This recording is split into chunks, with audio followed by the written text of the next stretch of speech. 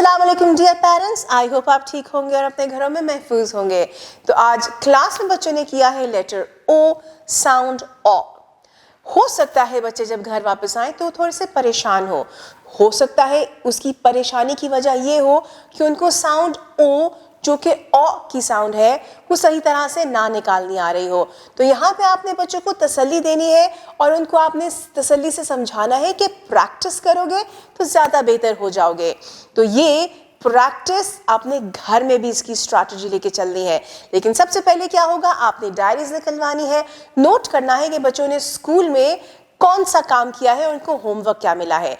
फिर आपने उनके साथ बैठना है और बुक के पेज के ऊपर जो QR कोड मौजूद है उसे आप स्कैन करेंगे और बच्चों के साथ बैठ के वीडियो देखेंगे।